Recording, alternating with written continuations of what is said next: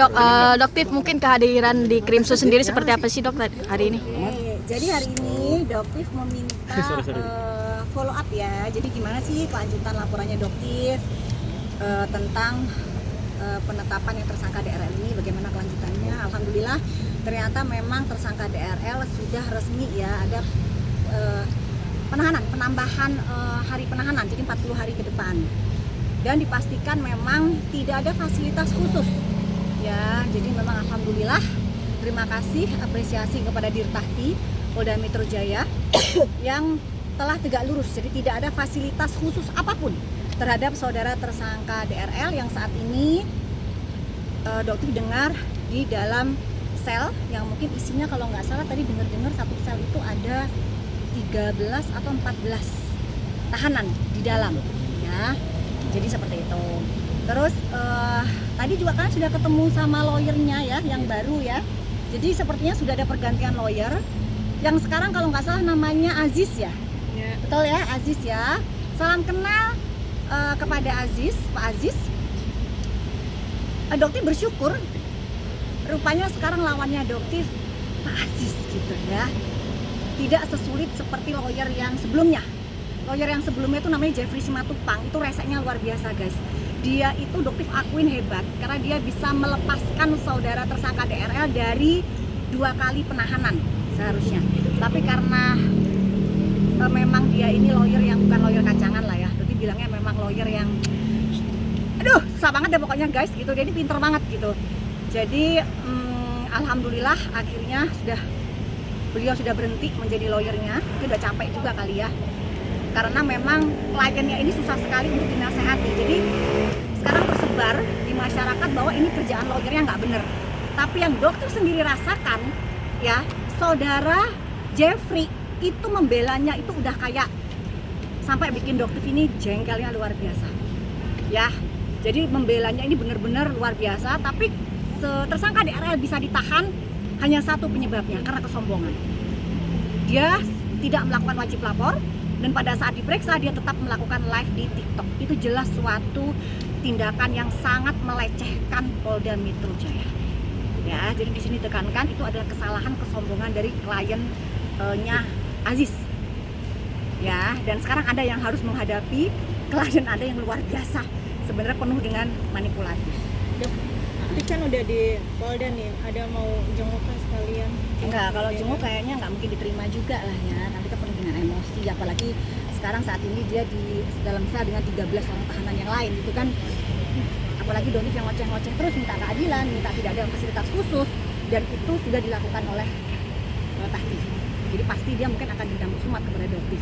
Dulu dia bisa dijenguk di luar jam beduk ya, tetapi setelah Doktif berbicara kepada media dengan ketat, pengawalan ketat, sekarang ini Jumat, Sabtu, Minggu dipastikan tersangka DRL tidak bisa lagi dijenguk.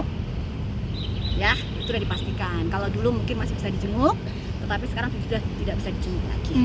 Gitu. Dok, rencananya pihak DRL juga akan melaporkan terkait pencemaran nama baik yang soal silahkan dilaporkan. Kenapa? Karena jika memang laporannya sudah penistaan agama ini sudah pernah dilaporkan oleh Sunan Kalijaga, di mana terlapornya adalah tersangka DRL.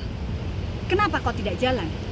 Kok bisa-bisanya Aziz ingin melaporkan Dokter soal penistaan agama? Sementara kalau Anda tahu, klien Anda itu sudah dilaporkan dengan bukti yang sangat-sangat jelas.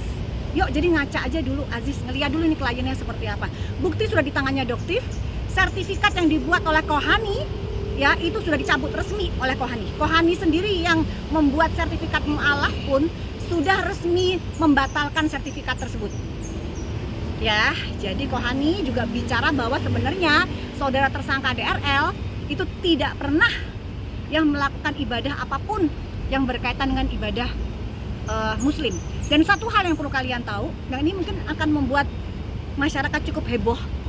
KTP tersangka DRL beragama Katolik. Jadi Aziz, tolong dengerin ini Aziz. Kenapa Dokter nggak mau manggil Pak? Karena Anda juga memanggil Dokter dengan nama Samira, jadi Dokter juga memanggil Anda cukup dengan nama Aziz. Ya, Aziz, klien Anda memiliki KTP dengan agama Katolik. Hingga sampai sekarang tuh? Pada saat melakukan pendaftaran sertifikat mu'alaf ya.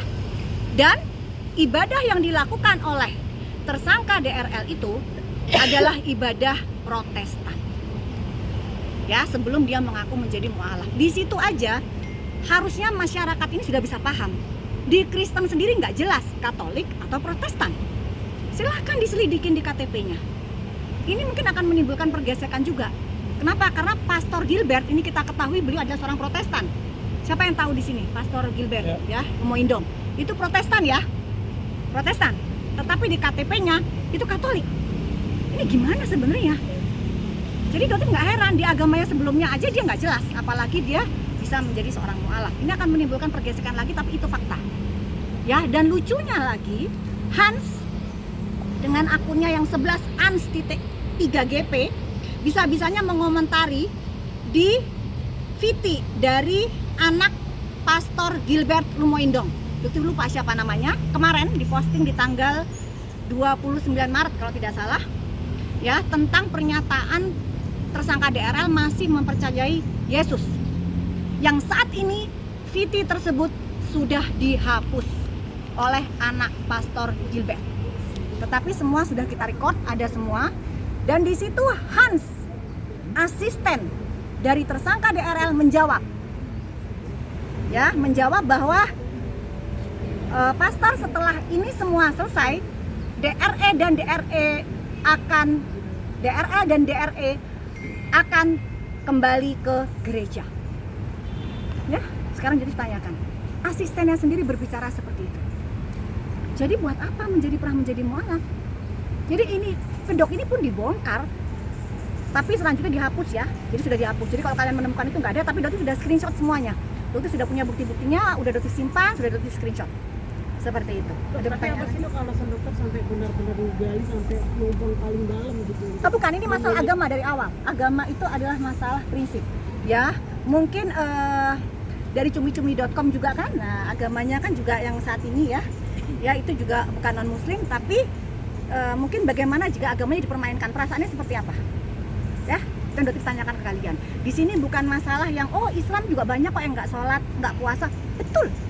Tapi bagaimana jika ada orang yang berpura-pura hanya untuk menyelamatkan asetnya?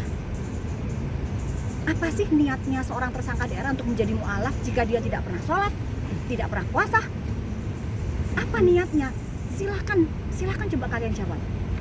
Seperti itu ya. Kan dari secara langsung tadi Dokter mengatakan adanya dugaan penistaan agama ya Dok, dari DRL. Betul. Jadi Dokter menunggu memang laporan dari Aziz ya, laporan dari klien Anda Aziz untuk melaporkan Dokter karena bukti-buktinya Dokter sudah pegang dan itu dijamin 1000% akan membongkar kedok klien Anda. Ya, bahwa klien Anda benar-benar melakukan penistaan agama. Jadi jangan cuma koar-koar, langsung laporkan Dokter penistaan agama. Silahkan. Dokter siap dengan bukti-bukti sudah di tangan bersama dengan saksi-saksi yang melihat.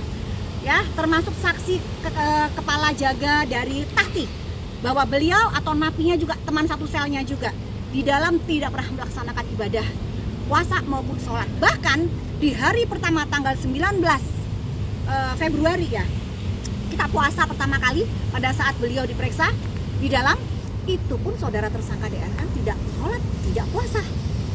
Ya, saksinya semua ada. Dokter pun melihat, ditungguin dari sholat asar, maghrib pun nggak ada guys. Gitu. Jadi alasan dia pindah ke mualaf itu apa? Di mana-mana yang mualaf itu pasti biasanya dia lebih rajin sholatnya, lebih rajin puasanya. Ini nggak ada. Jadi yang kita lihat tuh apa? Niat kamu mualaf itu apa? Itu loh pertanyaannya. Sampai kemarin Kohani kan sempat datang ke rutan sendiri. Betul. Ya. Jadi Kohani juga sudah bertemu dengan beberapa sipir dan mendapatkan pernyataan bahwa memang saudara tersangka DRL tidak pernah melakukan ibadah sesuai dengan apa yang diharuskan. Ya, jadi beliau membatalkan untuk menjenguk dengan membawa Al-Quran. Ya, jadi beliau membawa Al-Quran untuk menjenguk dan dibatalkan karena beliau merasa kecewa, ternyata beliau juga kena prank. Begitupun dengan Ustadz Felix dan Ustadz siapa? Dennis Lim. Ya, Dennis Lim dan Ustadz Felix alhamdulillah sudah dibukakan mata hatinya bahwa memang dia menyadari udah kena prank oleh tersangka DRL. Tinggal Bang Dery Sulaiman. Berarti harapkan Anda bisa berdiri tegak lurus ya di dalam agama. Ya, jangan silau dengan harta benda. Ya, karena semua yang Anda lakukan akan dipertanggungjawabkan. Anda seorang public figure, Dery Sulaiman, Bang Dery. Ya, jadi jangan karena apapun, apalagi uang, membuat mata hati Anda tertutup. Siapakah seorang tersangka DRL? Tapi dok, sempat ada komunikasi nggak sih dok para ustadz tersebut dengan pihak DRL menyatakan bahwa benar adanya Kalian tidak silakan tanyakan langsung ya ke Kohani, karena semua ada di Kohani. Hmm. Semua bukti ada di Kohani. Silakan ditanyakan langsung ke sumbernya, yaitu Kohani, karena Kohani tidak pernah berbohong. Ya, tidak pernah berbohong. Silakan nanti tanyakan ke Kohani. Silakan seperti apa. Dok, tadi kan dari pengacara DRL sendiri kan klarifikasi bahwa produk-produk yang dilaporkan sama Doktif salah satu DNA Salmon sama Water itu kan sudah tidak diperjualbelikan dari tahun 2024. Sedangkan Doktif kemarin waktu itu membawa sampel produk yang dimana dibeli di online ya dok. Jadi gini ya Aziz, Doktif ajarin sedikit hukum ya, karena Doktif juga akan belajar hukum ya, ilmunya Doktif udah banyak, Doktif tahu. Lebih baik Anda belajar lagi soal hukum ya. Undang-undang perlindungan konsumen itu tidak perlu adanya korban ya, tidak perlu adanya korban sampai masuk rumah sakit sampai cacat. Belajar dong, masa gitu aja nggak tahu ya. Yang dijanjikan klien Anda tomat busuk suplemen WT itu mengandung tomat putih, dan di situ tidak ada tomat putih. Itu namanya nipu, tahu nggak Aziz? Ya, tidak perlu ada korban, yang penting sudah ada yang beli. Ya, apakah harus nunggu sampai masuk rumah sakit sampai ada kematian baru melaporkan? Nggak begitu ya. Dan ini adalah delik formil ya, bukan delik material. Nanti kita buktikan di persidangan, bukan sekarang bingung cari korban.